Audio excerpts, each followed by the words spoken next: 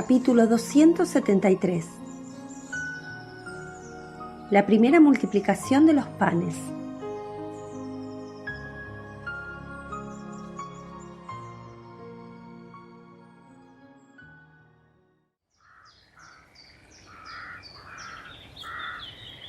Sigue siendo el mismo lugar, solo que el sol ya no viene de oriente. Filtrándose por entre el boscaje que bordea el Jordán en este lugar agreste, situado junto al desagüe del lago en el lecho del río, viene igualmente oblicuo, pero de occidente, y va declinando en medio de una gloria de rojo, rasgando el cielo con el sable de sus últimos rayos.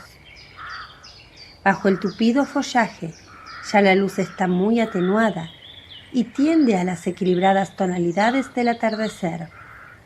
Los pájaros, embriagados del sol habido durante todo el día, del alimento arrebatado a los limítrofes campos, se abandonan a un jolgorio de gorjeos y cantos en las copas de los árboles.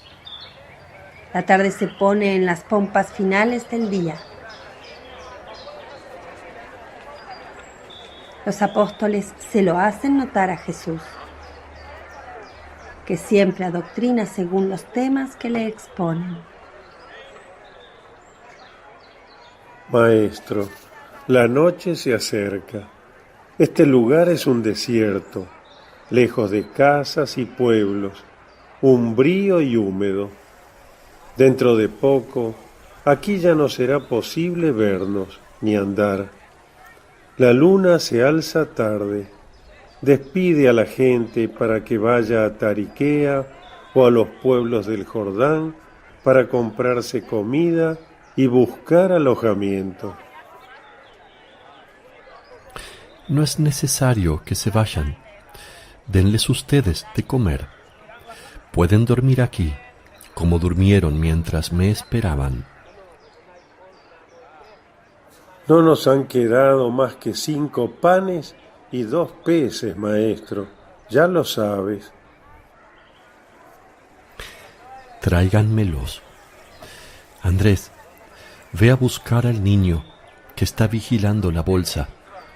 Poco antes estaba con el hijo del escriba y otros 2 más, fabricándose unas coronitas de flores, jugando a los reyes.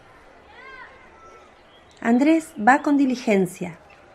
También Juan y Felipe se ponen a buscar a Marcián entre la muchedumbre, que continuamente se mueve.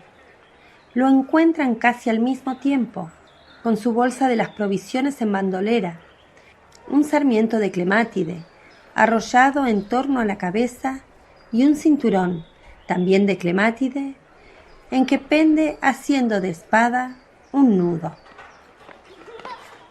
La empuñadura es el nudo propiamente dicho, la hoja el tallo de éste. Con él están otros 7, igualmente ataviados, y hacen de cortejo al hijo del escriba, un gracilísimo niño de mirada muy seria, como de quien ha sufrido mucho, el cual, más adornado que los otros, hace de rey. Ven, Marcián, el maestro te requiere. Marcián deja plantados a los amigos y va rápidamente, sin quitarse siquiera sus distintivos florales. Pero le siguen también los otros. Pronto Jesús se ve circundado de una coronita de niños enguirnaldados de flores. Los acaricia mientras Felipe saca de la bolsa un envoltorio con pan dentro, y en cuyo centro hay, a su vez envueltos, 2 peces grandes.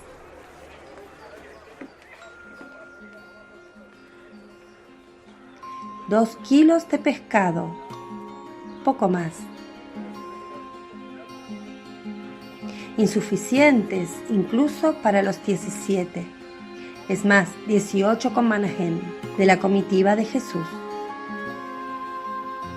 Llevan estos alimentos al maestro. Bien, ahora, tráiganme unos cestos. 17, como cuantos son ustedes. Marciam dará la comida a los niños. Jesús mira fijamente al escriba que ha estado siempre a su lado y le pregunta: ¿Quieres dar también tú la comida a quienes tienen hambre? Me gustaría, pero yo también estoy sin comida. Te concedo que des de lo mío. Pero, ¿pretendes dar de comer a unos 5.000 hombres? Además de las mujeres y los niños, con esos 2 peces y esos 5 panes. Sin duda. No seas incrédulo.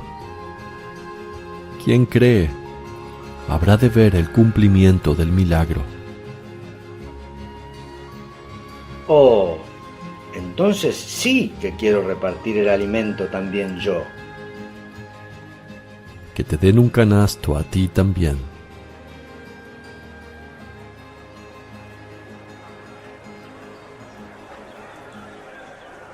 Vuelven los apóstoles con canastos y cestas, anchas y bajas u hondas y estrechas.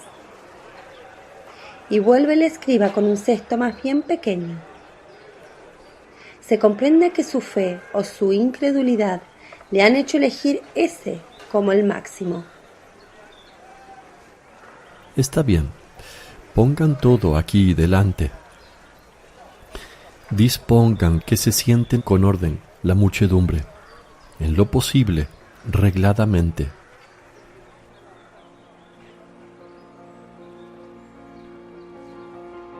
Mientras esto se lleva a cabo, Jesús alza el pan.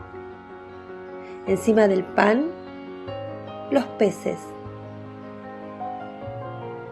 Ofrece, Gracias, Padre, por este pan. ora, bendice. El escriba no quita ni un instante sus ojos de Jesús. Luego, Jesús divide los 5 panes en 18 partes y los 2 peces en 18 partes, y pone un trozo de pez, un trocito bien mísero, en cada uno de los canastos. Trocea los 18 pedazos de pan, cada pedazo en muchos trozos,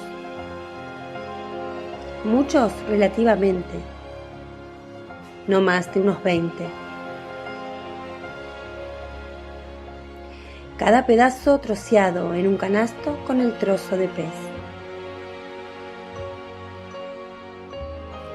Y ahora, tomen y ofrezcan hasta la saciedad. Empiecen. Ve, Marciam, a dárselo a tus compañeros.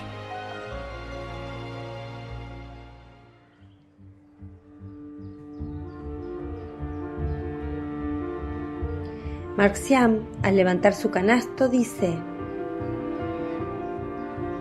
¡Uy! ¿Cuánto pesa? Y Marciam se dirige enseguida hacia sus pequeños amigos, caminando como quien lleva un peso. Los apóstoles, los discípulos, Manahem, el escriba, lo ven alejarse perplejos. Luego, toman ellos también los canastos y, meneando la cabeza, se dicen unos a otros: El niño está de broma. No pesan más que antes. El escriba mira incluso dentro, y dado que ya allí, en la espesura en que está Jesús, no hay mucha luz, no así más allá en el calvero, donde todavía hay buena luz, mete la mano para palpar el fondo. No obstante, a pesar de la constatación, se encaminan hacia la gente y empiezan a repartir.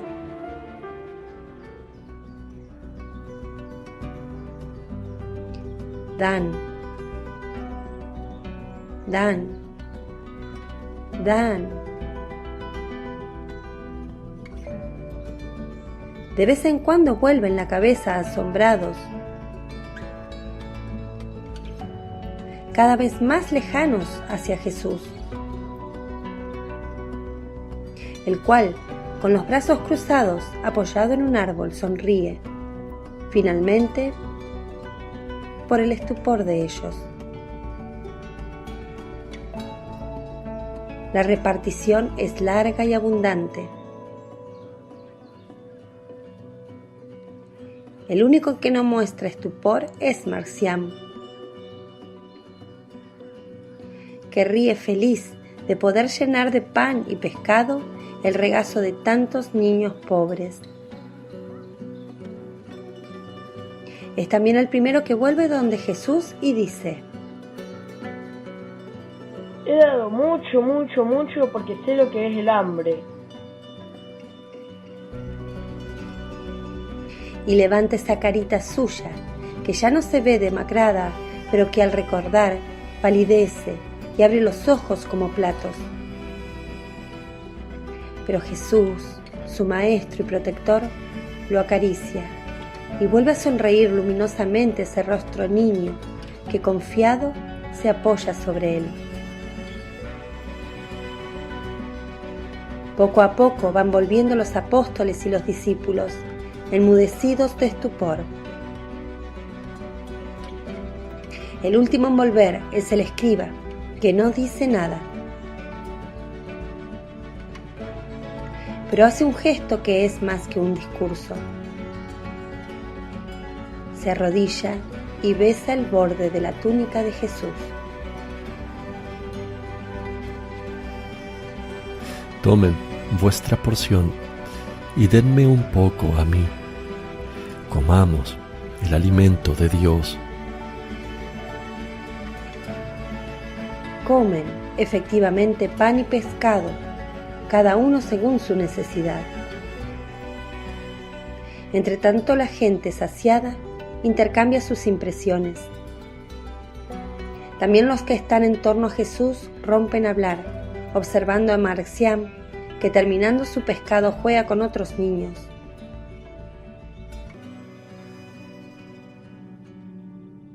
El escriba pregunta: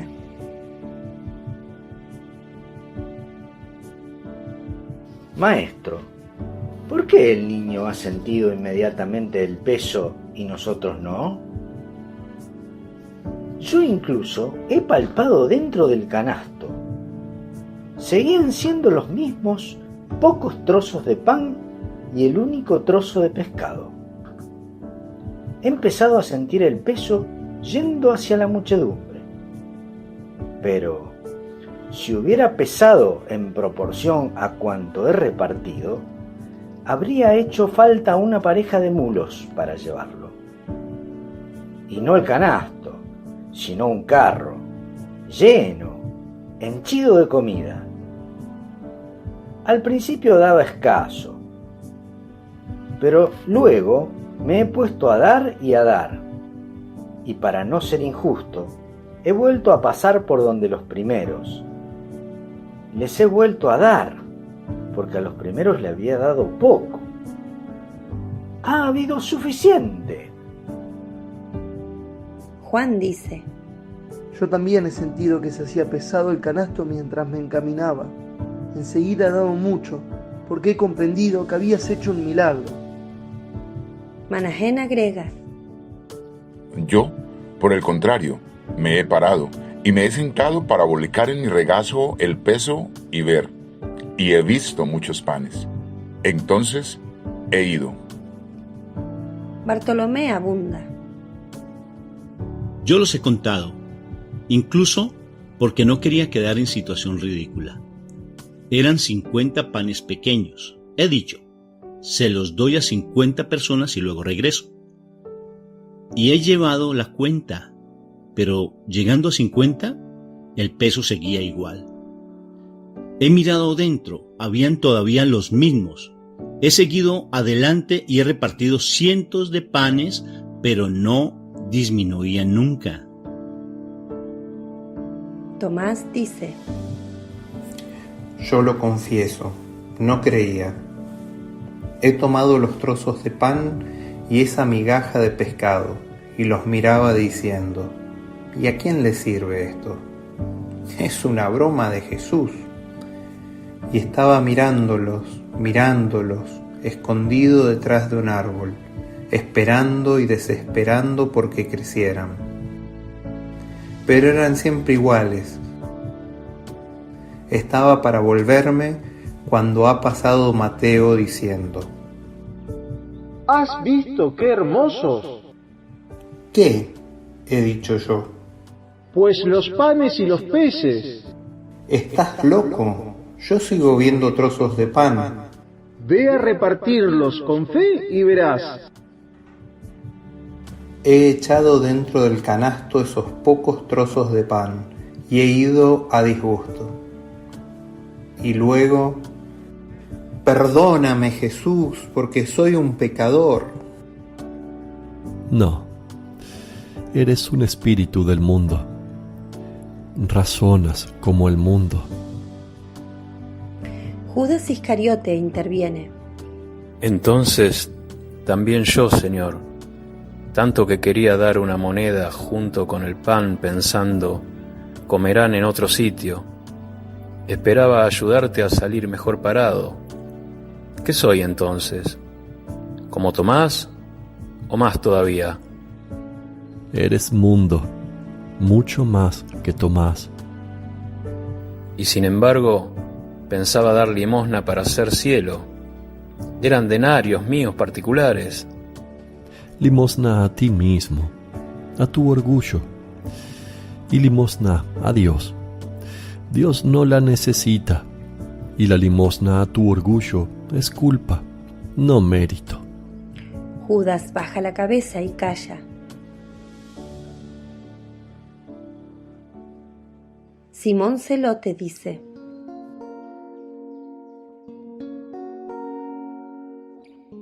Yo pensaba que tendría que desmenuzar ese trozo de pez y esos trozos de pan para que llegaran, pero no dudaba que serían suficientes como número y como alimento.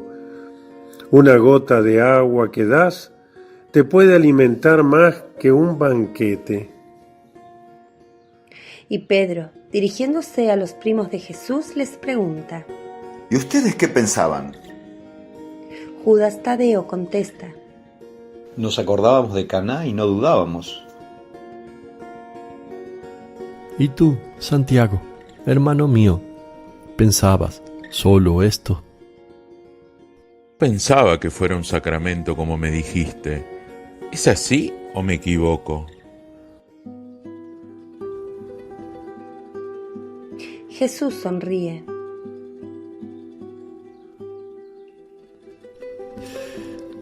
Es y no es.